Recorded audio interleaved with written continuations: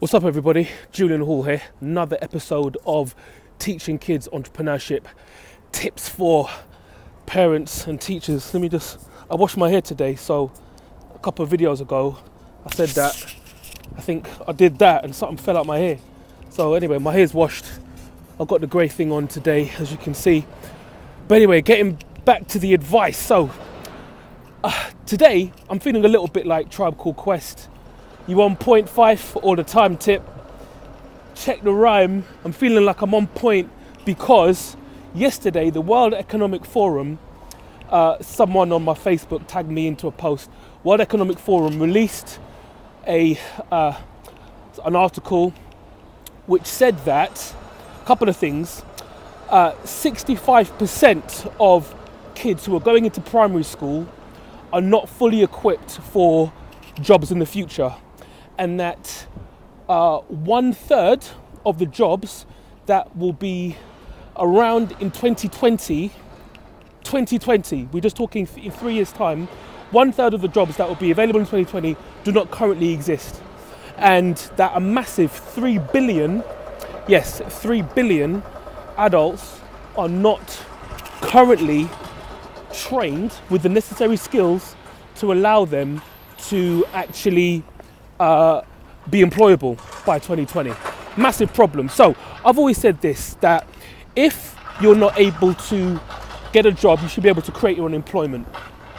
And it's not just about everyone becoming entrepreneurs, but it's about options, and also it's about having entrepreneurial employees or those entrepreneurs. So where am I going with this? So think about this: kids going into primary school, 65% of them are not prepared, and that's generally because of the stuff that they're being taught is often out of date, or not within the context that future-proofs their employability or their chance of employability or self-employability. So what's the answer? So to parents and teachers out there, I'm not saying we need to chuck the national curriculum in the bin.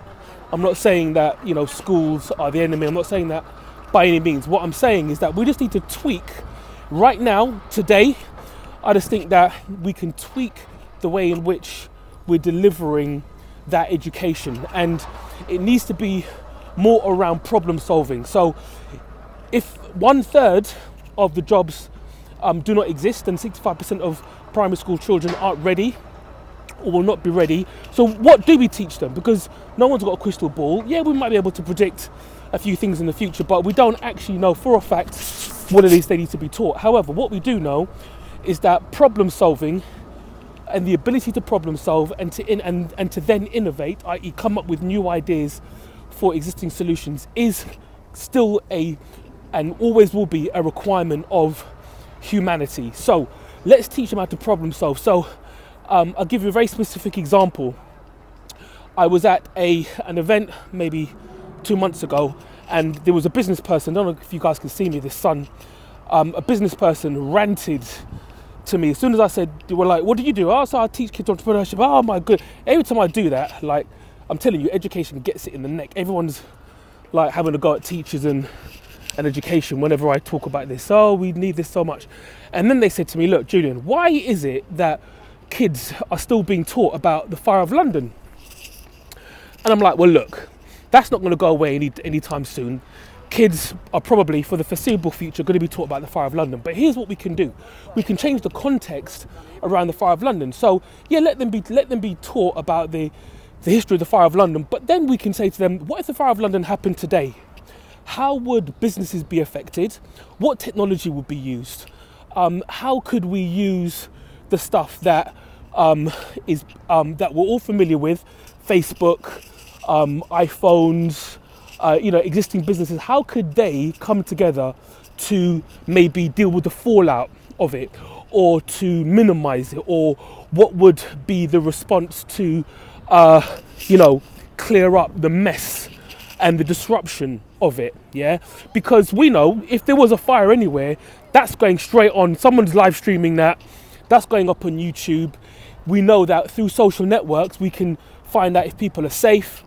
We know that afterwards we can again use technology to spread the word about how people can use whatever resources are available to kind of to help with their situations during the fallout of a disaster like that, be it big or small.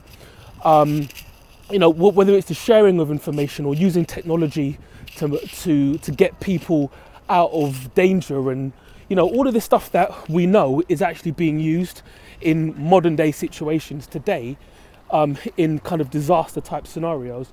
We know that they're engaging and they're using technology and they're using processes and different ways of thinking that wasn't employed back in the Fire of London. So it's almost like you then make it relevant, right? Because then you start talking to kids about, the stuff that they are using as consumers, whether it's technology, whether it's new media, understanding who would donate clothes, which shop would donate clothes. Would it be Primark? Would it be Tesco's? How would that affect their business model, right? How much money would they make or lose because of something like that?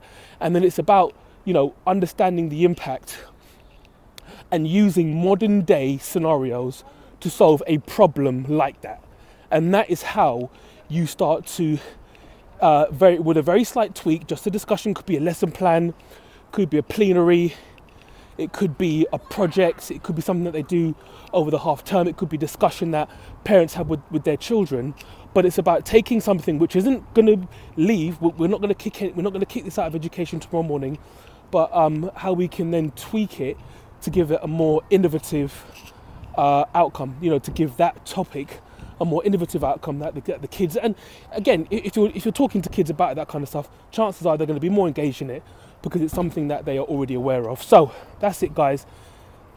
Teaching entrepreneurship is now, immediately, we're not going to completely reframe what's going on in education, but what we can do is to, bet that looks a lot better, but what we can do is reframe it, retweak it right now, today. So if you're a teacher listening to this, think about how you can add problem solving into your lesson plan. If you're a parent, think about how you can do the same. Give your kids problems to solve. Give them, ask them what they learnt today in school, and then give it a slightly different context, but make it a problem solving context. And that way you'll get their minds thinking much more like an entrepreneur. And shout out to anybody who can work out where I am. That's it for now, guys. Ultra and out.